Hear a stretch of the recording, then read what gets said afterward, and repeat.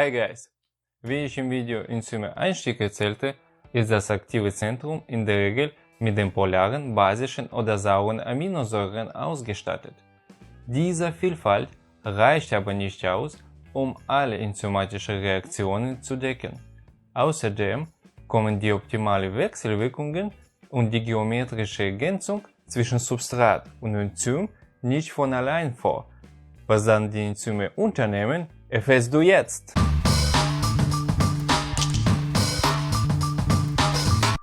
Um alle Reaktionen zu decken, nehmen Enzyme die Hilfe von anderen Stoffen in Anspruch, die man als Cofaktoren bezeichnet. Ein Enzym ohne seinen Cofaktor bezeichnet man als Apoenzym. Den Komplex aus Enzym und Cofaktor bezeichnet man als Holoenzym. Cofaktoren sind niedermolekulare, nicht proteinartige Substanzen, die die katalytische Aktivität beeinflussen. Cofaktoren lassen sich in zwei Gruppen unterteilen. Erste Gruppe sind Metalle. Das sind die anorganischen Ionen, die vor allem aus der Gruppe der Alkali- bzw. Erdalkalimetalle und vierte Periode der Nebenmetalle stammen. Circa 2/3 aller Enzyme benötigen Metallionen als Cofaktoren. In Fällen kann ein Verlust der Enzymaktivität zur Folge haben. In mancher Literatur unterscheidet man Metalloenzyme, die fest an das Enzym gebunden sind, von Metallionen, die locker oder sogar gar nicht an das Enzym gebunden sind. Zweite Gruppe sind organische Moleküle, die sich oft von Vitaminen ableiten, Coenzyme. Diese Gruppierung ist in der Literatur nicht so trennscharf. Teilweise werden die Begriffe Cofaktor und Coenzym als Synonym verwendet. Coenzyme lassen sich weiter in zwei Gruppen unterteilen. Prosthetische Gruppen sind Coenzyme, die an das Enzym dauerhaft, oft kovalent gebunden sind, und Cosubstrate werden genauso wie Substrate an das Enzym binden und von ihm freigesetzt. Cosubstrate sind locker bzw. vorübergehend an das Enzym gebunden sind. Folglich werden die Cosubstrate während der Reaktion strukturell verändert und in chemisch modifizierter Form von Enzym freigesetzt. Wir gehen davon aus, dass Cofaktoren bzw. Coenzyme nach einer enzymatischen Reaktion in ihren ursprünglichen Zustand zurückkehren, um erneut an der Katalyse teilnehmen zu können. Wie funktioniert es, wenn die Cosubstrate in chemisch modifizierter Form von Enzym freigesetzt werden? Betrachten wir eine enzymatische Reaktion von A nach B. Das ist eine biochemische Schreibweise. Fall Nummer 1. Die prosthetische Gruppe namens Thiamin-Pyrophosphat, TPP, wird gebraucht. Dann kehrt die am Ende der Hinreaktion in den Ausgangszustand zurück. Es ist wurscht, was während der Reaktionsablauf passiert und wie das Enzym und die prosthetische Gruppe sich währenddessen verändern.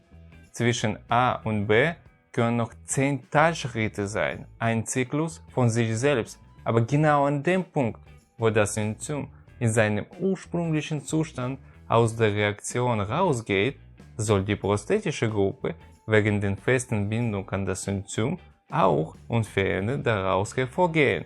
Für die Rückreaktion ist es gleich geltend. Fall Nummer 2. Das Cosubstrat namens Adenosintriphosphat ATP wird gebraucht. Das während der Reaktion gibt, sagen wir, nur eine Phosphatgruppe an Substrat ab und wird zu Adenosindiphosphat. Das ADP als Cosubstrat kann entweder bei der Rückreaktion oder bei irgendwelcher Folgereaktion regeneriert werden. Die chemisch veränderte Cosubstrate sollen an eine andere Reaktion regeneriert werden. Genau diese wunderbare Fähigkeit von Cosubstraten in einem chemisch modifizierten Zustand aus der Reaktion rauszugehen, ermöglicht unserem Körper, die energiereichen Verbindungen zu schaffen. Denkpoint. Wie kann mir überhaupt die Info über Coenzyme beim Lernen hilfreich sein? Betrachten wir eine Reaktion von C nach D mit der prosthetischen Gruppe Biotin, Vitamin H. Biotin nimmt bei Anfangsreaktionen der Gluconeogenese Glukosesynthese und Fettsäuresynthese teil. Allgemein braucht eine Synthese Energie.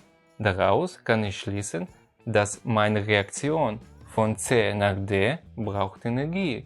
In unserem Körper ist der häufige Energievertreter Seine Majestät Adenosintriphosphat. In der Reaktion nimmt sowohl die prosthetische Gruppe als auch das Großsubstrat teil. Okay, zurück zum Biotin. Synthese, Energieverbrauch, dann ist es klar. Jede Reaktion, bei der Biotin teilnimmt, braucht ATP und ist der Teil eines Synthesewegs. Ist es wirklich alles? Nein, Mann! Das Biotin nimmt auch beim Fettsäureabbau und bei dem Abbau der Aminosäure Leucin teil. Und der Abbau liefert dagegen die Energie. Etwas stimmt hier nicht, oder? Es ist nicht möglich, eine Zusammenfassung zu machen? Doch, es stimmt. Biotin ist ein Coenzym von Carboxylasen. Carboxylasen sind Enzyme, die die Übertragung von CO2 in Form von einer Carboxylgruppe auf ihr Substrat katalysieren und Biotin als prosthetische Gruppe und ATP als Kosubstrat benötigen.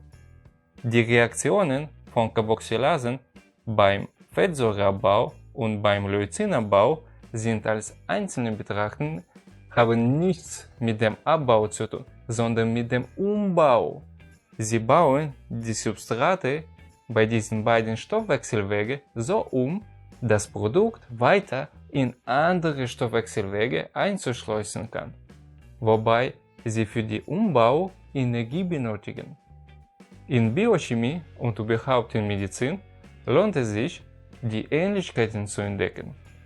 Also, fasse ich zusammen.